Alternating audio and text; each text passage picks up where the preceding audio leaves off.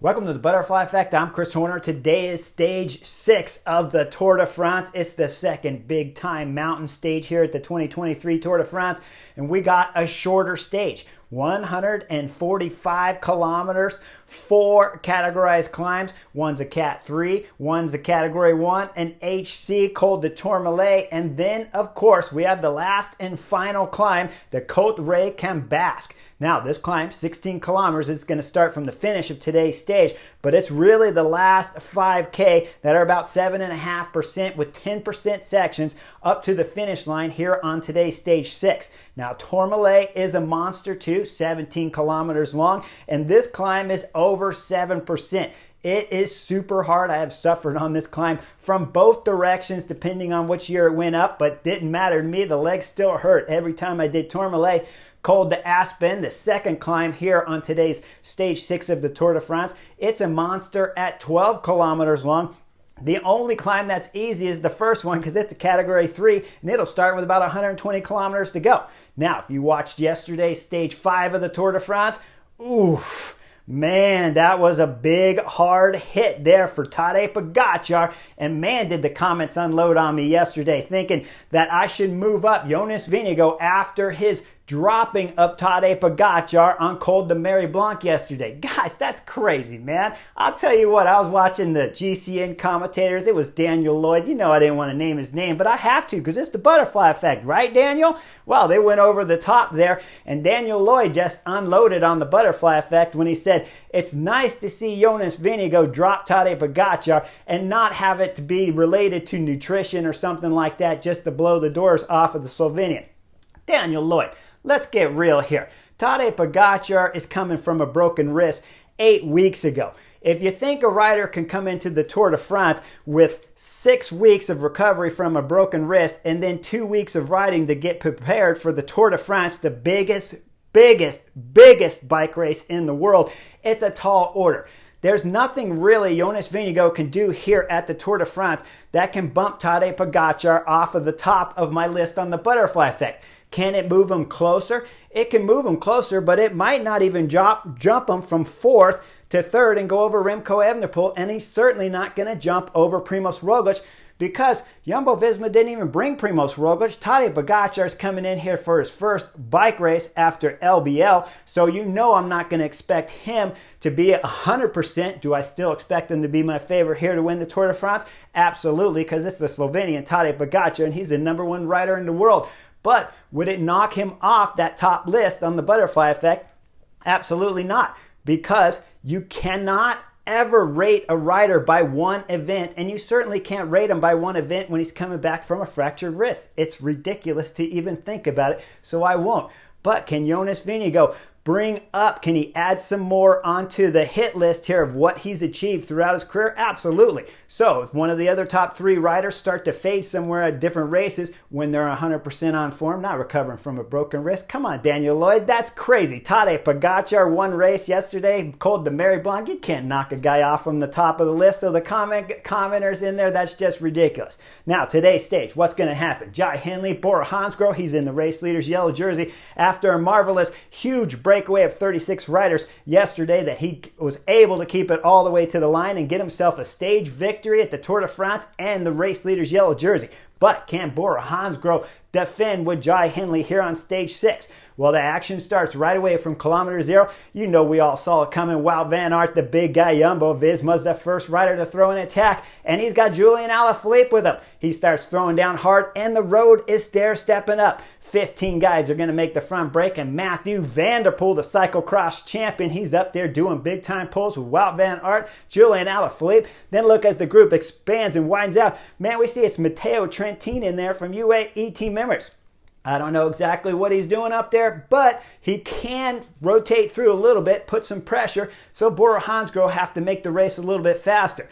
I don't know if I'd have put him up there, but if you're up there, you might as well pull. Add a little bit of time up there because we know Matteo Trentin's not going to be very solid on today's stage 6 here to help TdF POGAČAR out when we got 4 mountain climbs coming in. One's an HC, and it's going to summit finish on the last climb of today's stage 6. Well, that group of 15 gets out there. We see 5 more coming. Nielsen Palace is in there. Rubens Guerrero from Movistar's coming across with that group of 5, and it'll take them a few kilometers before the 5 catch the 15, become 20 riders up here. Highest rider on the general classification, Julian Alaphilippe, some pseudo quick steps, 7 minutes and a little bit of change down on the general classification of race leader Jai Hindley. So when we look at the peloton back there, Bora Hansgrohe, they look happy, right? They're all at the front, spreading straight across. You got Movistar there. We bring the camera just a little bit back in the peloton. We see Jai Hindley. He's smiling, so you know he's comfortable with only Julian Alaphilippe as a threat up there.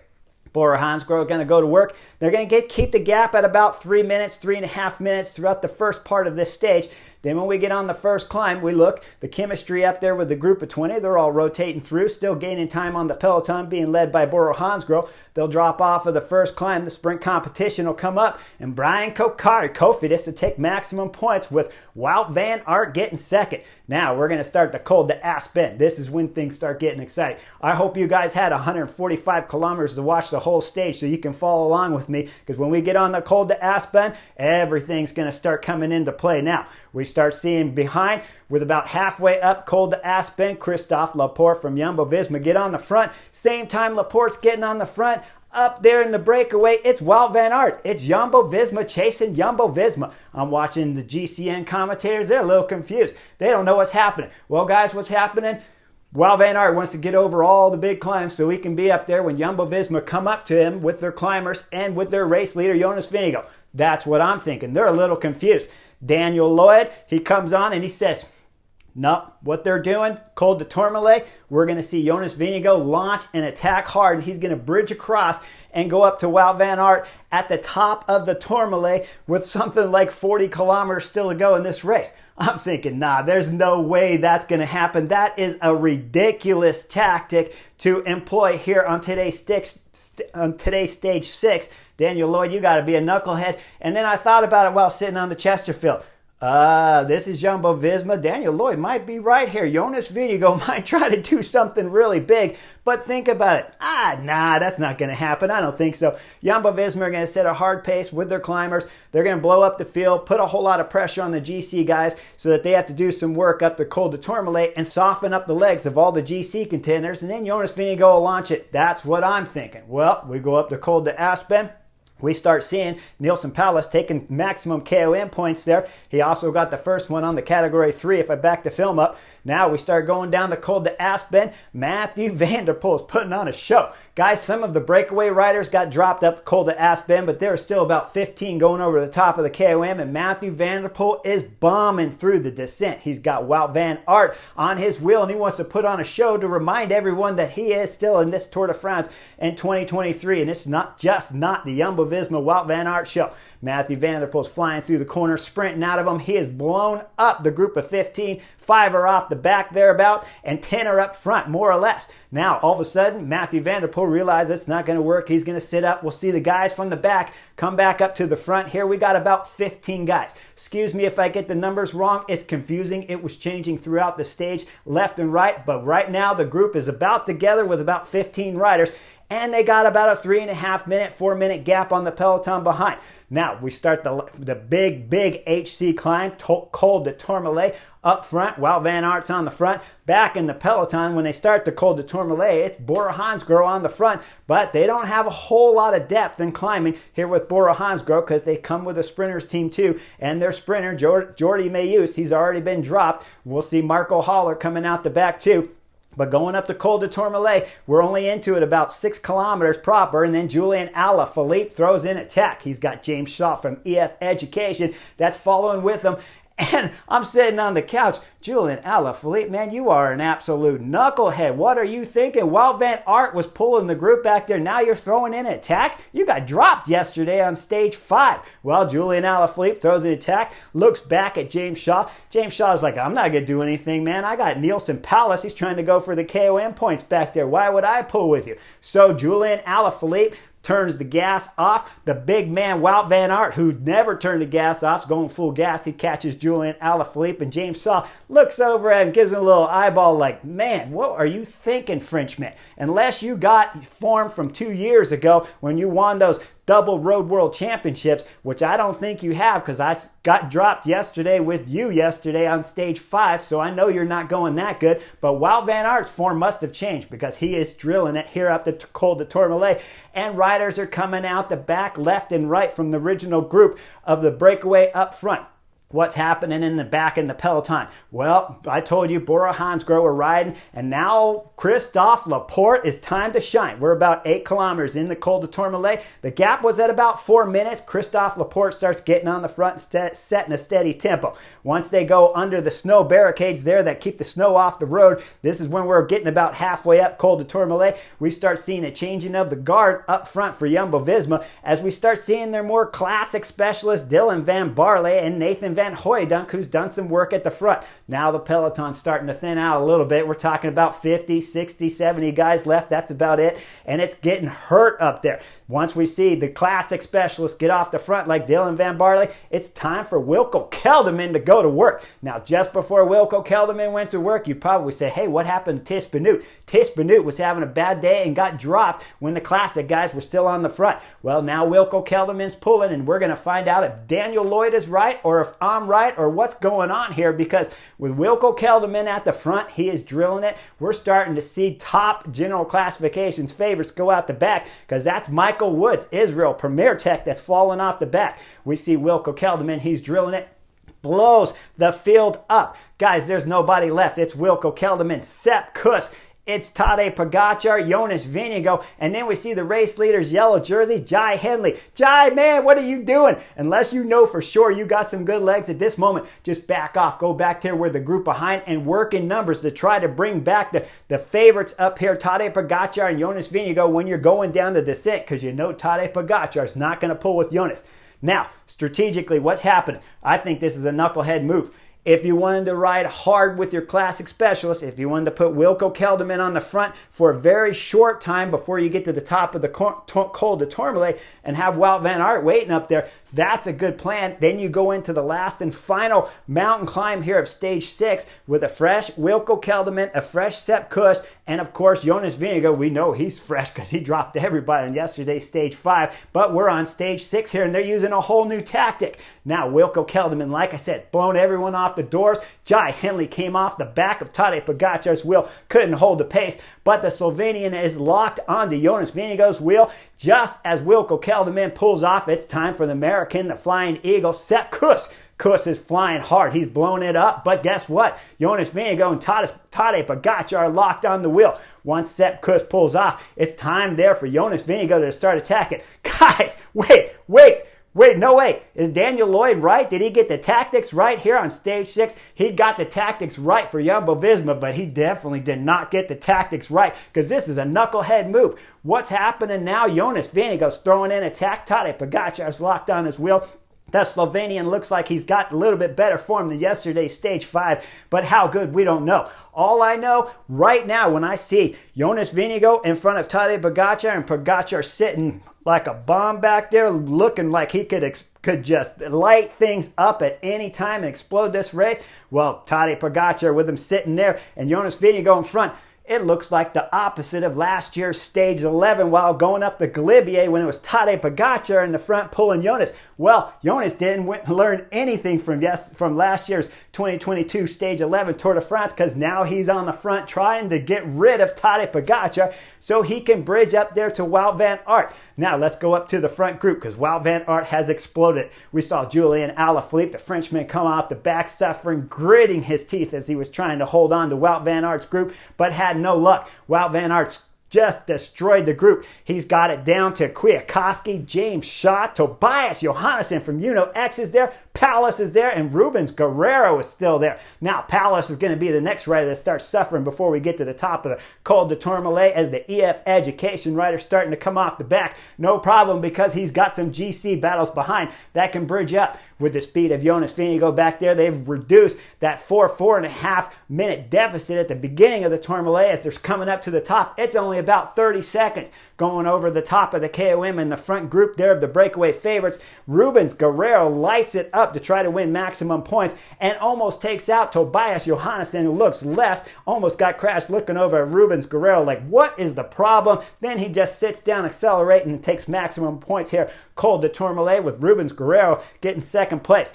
Behind what's happening in that front group, well, Wout van Aert sat up because he's waiting for Jonas Vingegaard, who's coming up the climb fast. I told you, it was 4-minute gap. Now it's a 30-second gap. So Wout van Aert knows Jonas Vingegaard's coming. Now, as Jonas Vingegaard's drilling it, going over the top of the Col de Tourmalet, he's still got POGAČAR locked on his wheel. Guys, he's been pulling him. This just reminds me sitting on the Chesterfield. This was last year, 2022, stage 11, just in reverse. Tadej Pogačar's got a free ride. They'll go over the top, and Jonas Vingegaard's pulling down the descent with Tadej Pogačar getting a free ride. They wrapped up coming down the descent. Nielsen Palace from EF Education, who's going to get himself back into the game as he's following Jonas Vingegaard's speed going down the descent. Wout van Aert's down there after Jonas Vingegaard's blitzing through all the corners. He even shook off the Slovenian just a bit, and then the Slovenian drilled it hard, got back on. Just as he did, they're starting to come up to Wout van Aert. Wout van Aert's there. Now we got 4 guys chasing 4 guys in the front, and Wout van Aert's going full gap. What was happening with the other general classification favorites after Jonas Vingegaard lit everybody up with the help of Sepp Kuss and Wilco Kelderman? Well, they had a group back there. Jai Hindley went back to the front, to the group there of chasers who didn't have to work on the front because UAE team members were taking them over the top of the KOM with 3 riders there. All 3, they're good climbers here at the 23 Tour de France. This is a great plan. If UAE team members smart, keep the pressure on Wout van Aert and Jonas Vingegaard up there so they can't let off or anything. So they got to go full gas. If anything happens to Tadej Pogačar, you can be right up there back behind them again. And most likely the best benefit, though, is making Wout van Aert just dig deep. The harder Wout van Aert has to dig in order to get time for Jonas Vingegaard to start this last and final climb with 16 kilometers to go, the less energy the big guy will have to go up this climb. Now, I'll take you back, all the way back when we're in the team meetings before today's stage 6 started, and we'll go into the Jumbo-Visma bus, because this is a ridiculous tactic. I mean, it is a nightmare. Guys, think about it. You're in the bus. You're the director sportif. You're looking at your 8 riders sitting in front of you in the team bus, and you're saying, guys, this is going to be my plan today. Wout van Aert, on yesterday's stage 5, he attacked the breakaway of 36. He got caught by Bora Hansgrohe going up the climb. He got dropped on the category 3, chased back with Thies Benoot, caught that group. Going through the valley, he attacked again. He bridged up to the group of Chris Nylans up there, and they had 3 guys with Julian Alaphilippe when they started Col de Mary Blanc. Once they started Col de Mary Blanc, we look back there in the group.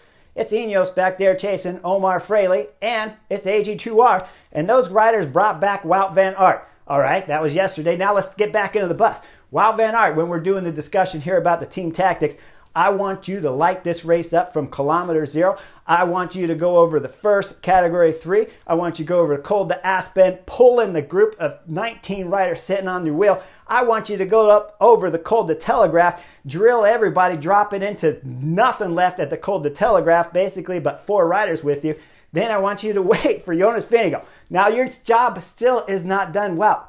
I want you to pull all the way down Col de Telegraph. I want you to pull into the final climb, Côte Cambasque, and well, you're not even done when you get to the last final 16 kilometers, because I want you to pull up the Cambasque all the way till about 5 kilometers ago, because the beginning of this climb is really soft. So you can't pull Jonas Vingegaard along with a few other riders and one Tadej Pogačar sitting on his wheel and drop him off with 16 kilometers to go and expect Jonas Vingegaard to go all the way up the climb with Tadej Pogačar, the #1 ranked rider on the butterfly effect, sitting on your wheel. So, well, I want you to go up the beginning of this final last climb here on stage 6, pulling Jonas all the way into about 5 kilometers to go, and a little bit further if you can, because once you get into 5, there's a little bit of town there, and once you exit the town, that's when the final climb here starts climbing hard.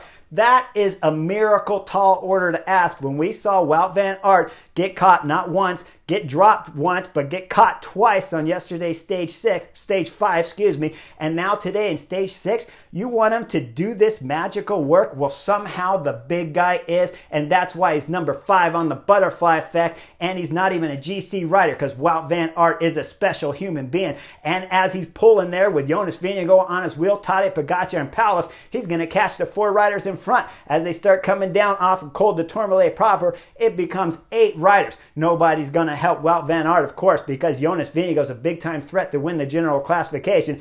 So it's all Wout van Aert behind. When we look at the GC favorites who got dropped, they're trying to get organized. Ineos were pulling on the front. This was a great idea. When we look back up at the group of 8, I'm thinking, Michael Kwiatkowski, what are you doing up here? Your teammates are back there chasing like crazy. You got no chance. No chance. Okay, I'm saying there's a 99.9, so I'm saying there's a chance. You know, we all saw Dumb and Dumber, but that's as far as Michael Kwiatkowski's chances get of winning today's Stage 6 against Jonas Vingegaard and Tadej Pogačar. So Michael Kwiatkowski, you're a knucklehead, and so are your directors for telling you not to go back and start pulling back there with your Ineos teammates. Now, we look at Ineos. They're having a little discussion with UAE team members. UAE team members won't start pulling because they got Jonas Vingegaard up front with Tadej Pogačar, the #1 favorite and #1 ranked rider in the world, sitting on his wheel. So there's a little dispute. Now, all of a sudden, it's Bora Hansgrohe that gets to the front as we see Emmanuel Buchmann, the only rider back there willing to pull, with a group of about 20-25 riders back there of the GC favorite guys who certainly aren't going to win first or second here at the Tour de France because that's all happening up the road.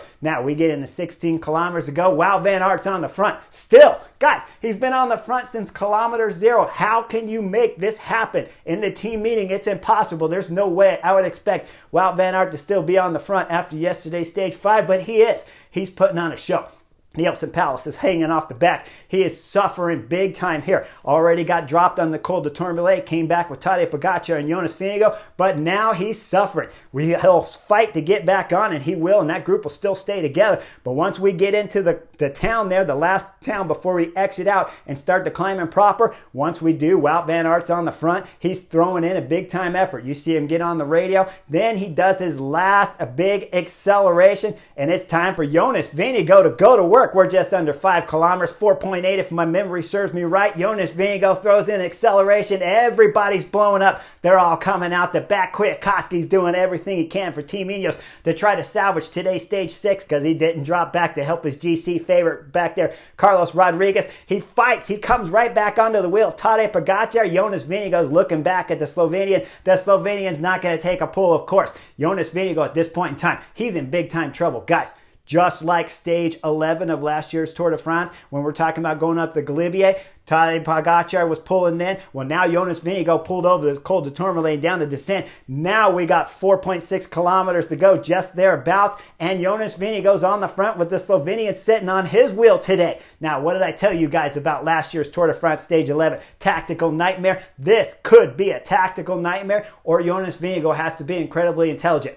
At this moment, if you're Jonas Vingegaard, you ought to either be pulling hard for that first initial acceleration to see if you can get rid of Tadej Pogačar. But if he doesn't drop, you need to be incredibly careful right now, or the Slovenian may just light you up because he has just been sitting back there with the fuse lit, waiting to light and explode here on Jonas Vingegaard. Now, Jonas Vingegaard, if he's riding 90%, this could be wise. You do a first 100% acceleration off of Wout van Aert's wheel, see if Tadej Pogačar drops. Once he doesn't drop, and especially once we see Michael Kwiatkowski come back on, he'll drop soon thereafter. But when Kwiatkowski can hold on, you know the speed isn't that fast. So Jonas Vingegaard might just be doing 90%. If he's doing 90%, he can wait for Tadej Pogačar to do some attacks, and then, if nothing else, beat him for the stage win and the time bonus. Instead, Jonas Vingegaard was going 100% back there. Then we get into the time when it's here for the bomb to explode, because Tadej Pogačar, he is going to light things up at 2.8 kilometers to go. We see the fan on the side of the road with the light show going on, and once they pass him,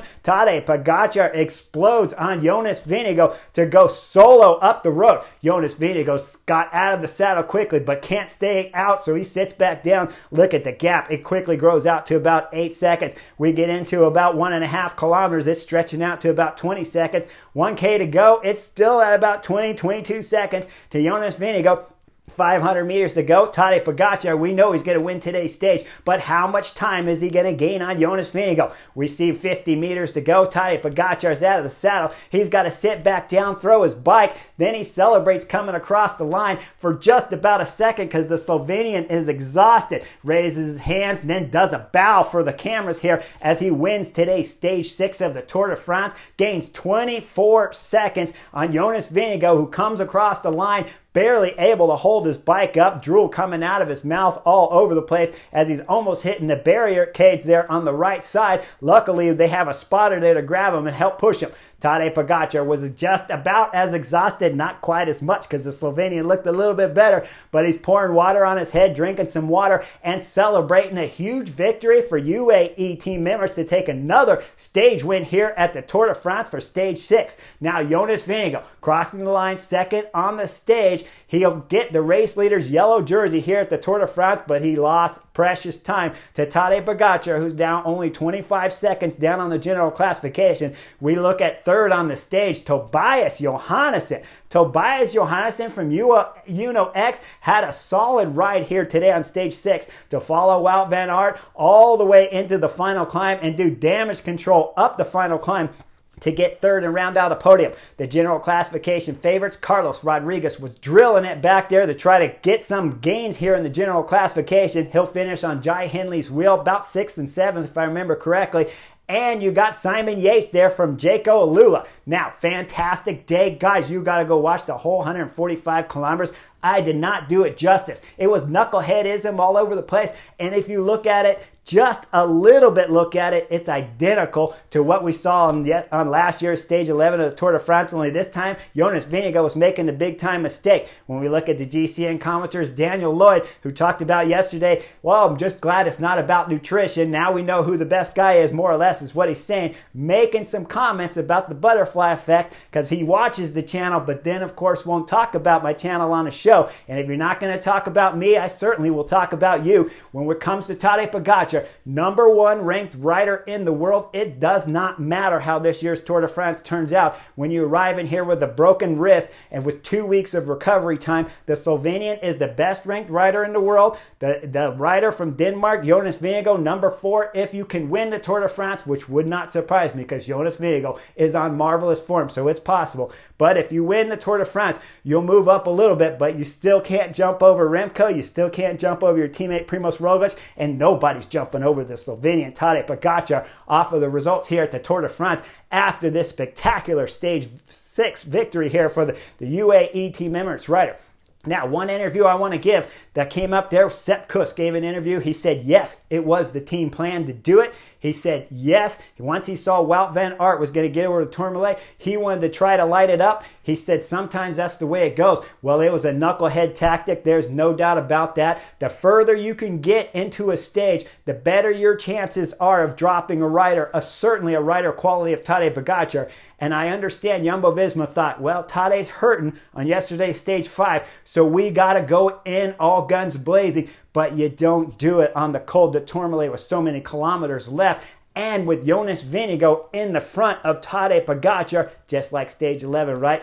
Oof. Make sure you like and subscribe. I'll see you on the next edition for Stage 7 real soon.